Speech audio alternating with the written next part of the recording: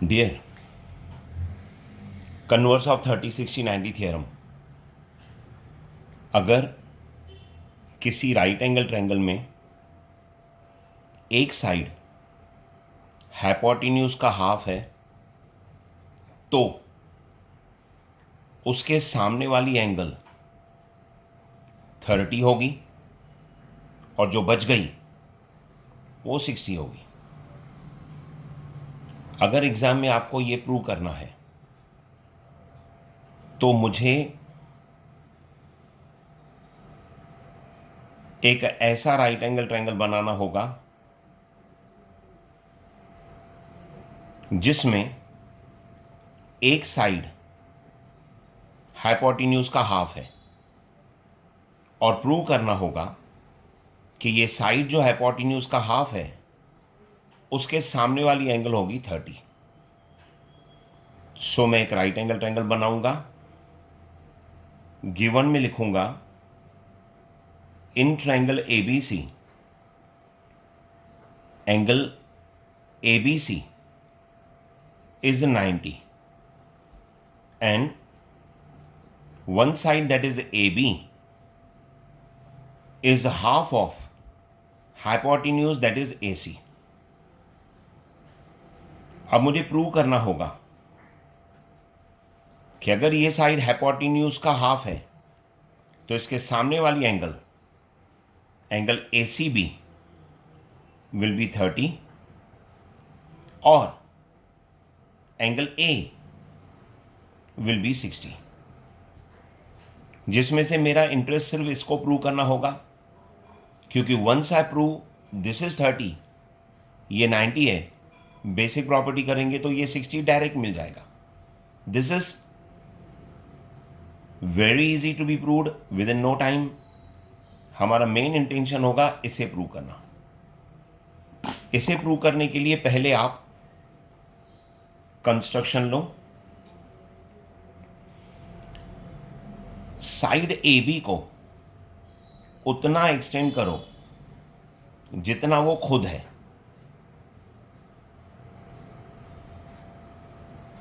Extend side AB up two point D। Same construction जो 30-60-90 theorem में लिया था वैसा ही कन्वर्स ऑफ 30-60-90 में, सच दैट जितना AB है उतना ही BD होना चाहिए। Joint point D two point C।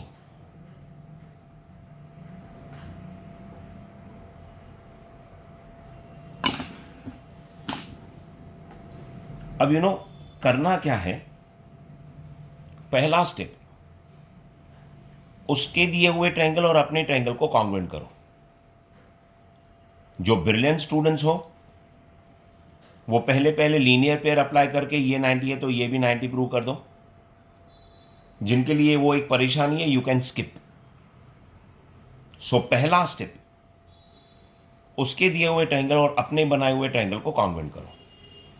ये इसके कॉन्ग्रुएंट है बाय कंस्ट्रक्शन, ये इसके कॉन्ग्रुएंट है 90, ये खुद के कॉन्ग्रुएंट है common. Triangles are congruent by SAS। आप में से जिन्होंने 30-60-90 थियरम का प्रूफ किया है उसमें भी इन दोनों ट्रायंगल को इसी मेथड से कॉन्ग्रुएंट किया हुआ है। मेरा पहला step, consider triangle ABC and triangle DBC। ABC का AB कॉन्ग्रुएंट है DBC का DB। It is construction. Angle ABC congruent है एंगल DBC के। Measure of each angle is 90। इसका BC कॉन्ग्रुएंट उसका BC इसका भी साइड है, BC इसका भी साइड है। BC congruent to BC common side. Therefore triangle ABC congruent होगा ट्रायंगल डीबीसी के सीक्वेंस, बी के साथ B, B middle, A B के साथ B D, A B first second, B D first second, बच गया C. A B C congruent to D B C by SAS, side angle side test of congruence. एक बार अगर ये दोनों triangle congruent हो गए तो मैं 6 बातें कर सकता हूं। इसका कुछ भी कॉन्ग्रुएंट, इसका कुछ भी करने को तो कुछ भी कॉन्ग्रुएंट कुछ भी नो डाउट करस्पॉन्डिंग कर सकता हूं, लेकिन मैं वही चीज करूंगा जो मेरे काम की हो। मैं सिर्फ इतना कहूंगा कि इसका AC कॉन्ग्रुएंट इसका DC। जिनको 30 60 90 थियरम याद है, उसमें इन दोनों ट्रायंगल को कॉन्ग्रुएंट करने के बाद this angle congruent this angle किया था तो ये 60 थी, ये भी 60 मिली। This angle congruent this angle किया था, ये 30 थी तो ये भी 30 मिली और टोटल 60 मिली। याद है? तीनों 60 होने के बाद फुल ट्रायंगल को इक्विलैटरल ट्रायंगल किया था। करेंगे अभी भी वही, करना अभी भी वही है कि फुल ट्रायंगल को इक्विलैटरल ट्रायंगल करना है, लेकिन इस बार हर एंगल 60 करके नहीं, ऑल साइड्स कॉन्ग्रुएंट करके। प्लीज ध्यान देना, अभी तक मैंने एक ही स्टेप की है जो कंप्लीट नहीं हुई। मैंने इन दोनों ट्रायंगल को कॉन्ग्रुएंट किया। अगर ये दोनों ट्रायंगल कॉन्ग्रुएंट हो गए तो इसका कुछ भी कॉन्ग्रुएंट, इसका कुछ भी, इसका मैं कहूंगा AC कॉन्ग्रुएंट टू उसका DC। Corresponding sides of congruent triangles are congruent.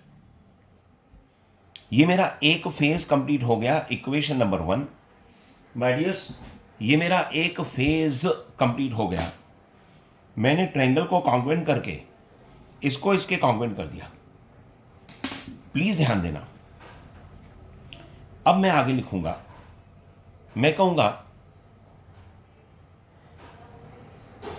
AB AD का हाफ है, मेरा दूसरा फेज। प्लीज ध्यान देना, AB AD का हाफ है बाय कंस्ट्रक्शन।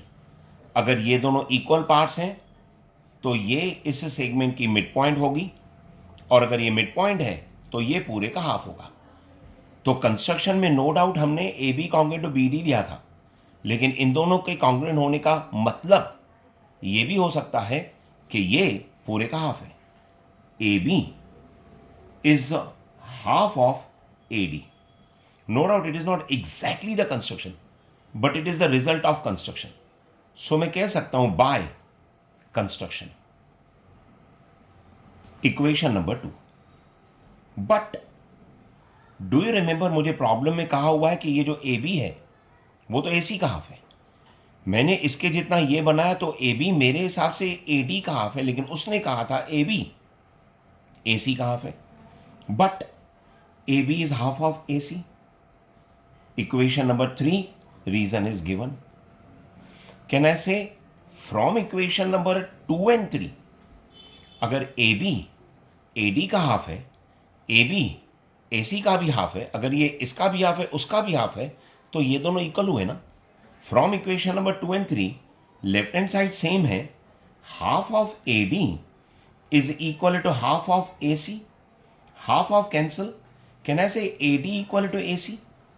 अगर AD का लेंथ AC के लेंथ के बराबर है तो क्या मैं कह नहीं सकता अगर AD का लेंथ AC के लेंथ के बराबर है, so seg AD is congruent to seg AC।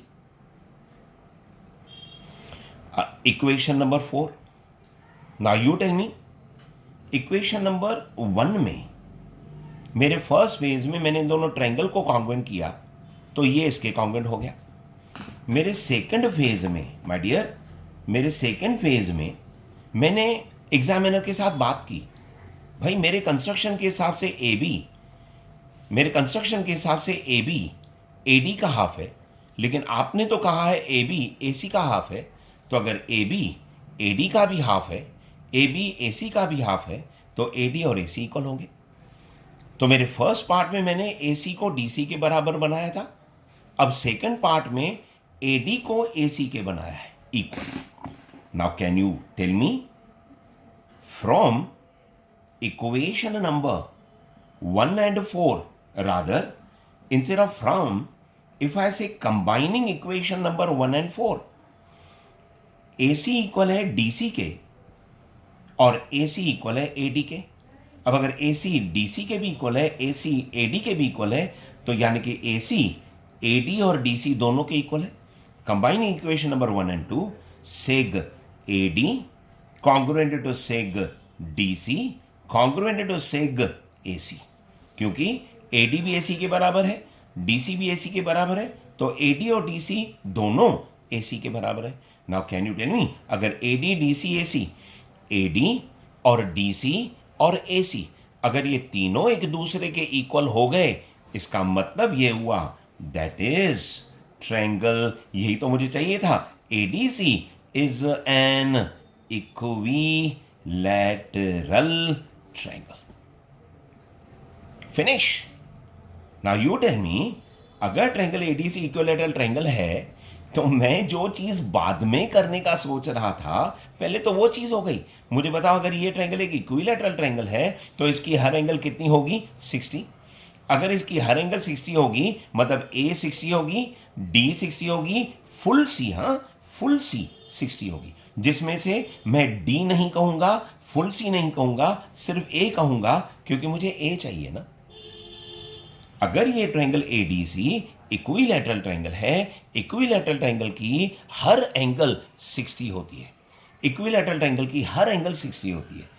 30-60-90 theorem में, 30-60-90 थियरम में हर एंगल 60 करके इक्विलैटरल ट्रायंगल बोला था। फिर उसकी प्रॉपर्टी यूज की थी, भाई all sides are congruent.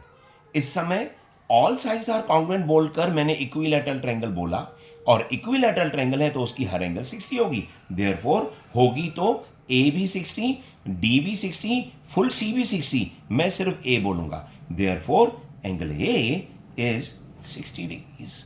Measure of each angle of equilateral triangle is 60 degrees. My dears, congratulations, जो मुझे बाद में प्रूव करना था वो तो पहले हो गया। कैन यू टेल मी, क्या किया मैंने? टोटल 2 फेजेस लर्न किए मैंने, टोटल 2 फेजेस रन किए। पहला फेज मैंने इन दोनों ट्रायंगल को एक दूसरे के कॉन्ग्रुएंट किया। अगर ये दोनों ट्रायंगल कॉन्ग्रुएंट हो गए तो इसका AC कॉन्ग्रुएंट उसका DC, ये मेरा पहला phase. Triangle congruent, AC congruent, DC, triangle congruent, AC congruent, DC। फिर मैंने एग्जामिनर के साथ बात की, भाई मेरे हिसाब से तो AB AD का हाफ है, लेकिन आप बोल रहे हो AB AC का हाफ है। अगर AB इसका भी हाफ है, AB उसका भी हाफ है, तो वो दोनों इक्वल हो गए ना।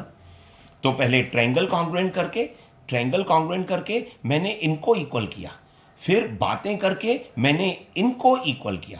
पहले ये इक्वल हो गए, फिर ये इक्वल हो गए। अब अगर ये भी इक्वल हैं, ये भी इक्वल हैं, मतलब कुल मिलाकर मैंने कह दिया कि तीनों इक्वल हैं। अगर तीनों इक्वल हैं, so it is an equilateral triangle. Equilateral triangle है तो हर एंगल कितनी होगी? 60। हर एंगल में मेरी A आ गई 60। माय डियर्स, लास्ट पॉइंट, अब आपको मुझे एक्सप्लेन करने की कोई जरूरत नहीं है। अगर ये 60 मिल चुकी है, छोड़ो अपने बनाए हुए ट्रायंगल को, उसके दिए हुए ओरिजिनल ट्रायंगल पे आओ। इसमें ये आप 60 प्रूव कर चुके हो, ये आपके पास पहले से ही 90 है। Can you not apply basic property and prove that this is 30? मैं कहूंगा last, consider triangle, original triangle ABC। इस ओरिजिनल ट्रायंगल में A plus ABC plus ACB, इसका नाम मैं 1 लेटर में कहूंगा, एक ही एंगल बनती है। इन दोनों का 3 लेटर में कहूंगा, क्योंकि हर जगह पे ज्यादा एंगल्स बन रही हैं। Measure of angle A plus measure of angle ABC plus measure of angle A plus ABC plus ACB equal to 180 degrees. Sum of measures of interior angles of a triangle is 180 degrees. Do you remember? A मुझे 60 मिला और B पहले से ही कितना था? 90. So A की value है 60, B की वैल्यू है 90, 60 प्लस 90 होता है 150. 150 प्लस ACB अगर 180 है, तो ACB मिलेगा 180 माइनस 150, 180 में से 150 गया, it is 30. Congratulations, you got measure of angle ACB is 30 degrees. और वही तो मेरा मेन आंसर था. My dears, congratulations, we have finished the converse of 30, 60, 90 theorem. Please have a look to the whole problem and you can get the pick even. Thank you.